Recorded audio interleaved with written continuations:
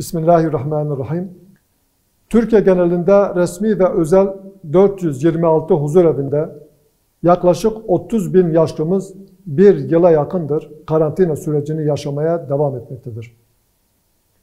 Salgına bağlı olarak yüksek risk grubunda yer alan yaşlılarımızın korunması, gerekli maddi desteğin sağlanması ve manevi rehberlik programlarının düzenlenmesi büyük önem arz etmektedir. Ancak huzurevlerinin ve bakım merkezlerinin inşası ve yaygınlaşması bir övünç vesilesi değil, aslında toplumsal değerlerimizden uzaklaştığımızın göstergesidir. Yaşlı anne ve babalarına sahip çıkamayan evlatların artmış olması çok acı vericidir.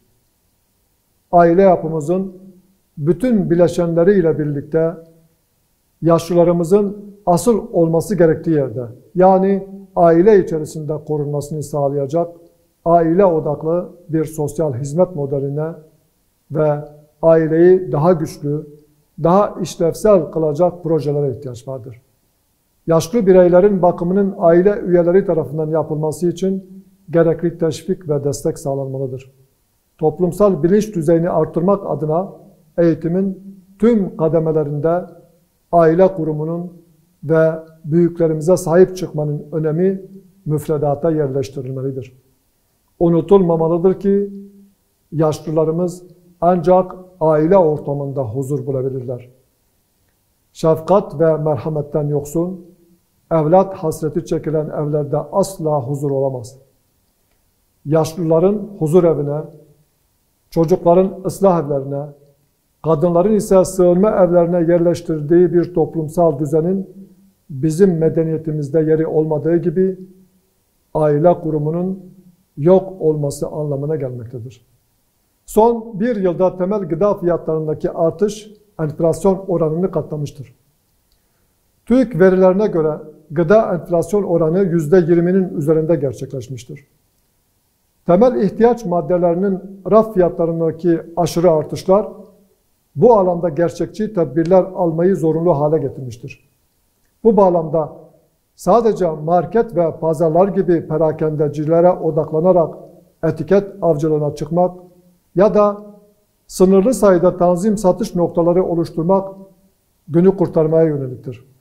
Piyasa fırsatçılarıyla mücadele rutin bir uygulama olsa da esas kalıcı tedbir, talebi karşılayabilecek kadar üretim gerçekleştirmekle olur. Hükümet, salgın sürecini atlatmak için birçok destekleyici paket açıklamış, doğrudan nakit yardımı ve kredilerle büyük meblağlarda nakit akışı sağlamıştır. Ancak bu destekler üretimden çok tüketime gitmektedir. Bu durum piyasada tüketim talebini körüklerken gıda üretimine farklı bir destekleyici yöntem geliştirilmemiştir. Üretim maliyetlerinin artması ve teşviklerin maliyetlere oranla çok düşük seviyede kalması üretimi cazip olmaktan çıkarmaktadır. Bunun sonucunda ekmeklik buğday, ayçiçeği ve mercimek gibi temel gıda ürünlerinin ithalatında gümrük vergileri sıfırlanmıştır. Daha planlı ve kapsamlı projeler geliştirilip gerekli destekleri sağlamak gerekir.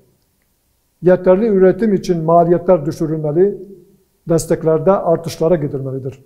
Destek paketlerinin yönü üretim faaliyetlerine kanalize edilmelidir. Üreticinin elinden alınan ürün fiyatı ile tüketiciye yansıyan fiyatlar arasındaki derin uçurum mutlaka giderilmelidir.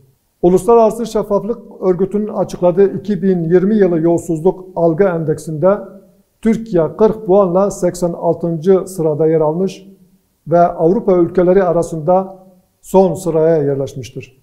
Şeffaflık Örgütü açıklamasında açıklık, şeffaflık ve hukuk devleti olmaktan uzaklaşıldıkça yolsuzlukla mücadele kabiliyetinin düştüğüne işaret edilmektedir.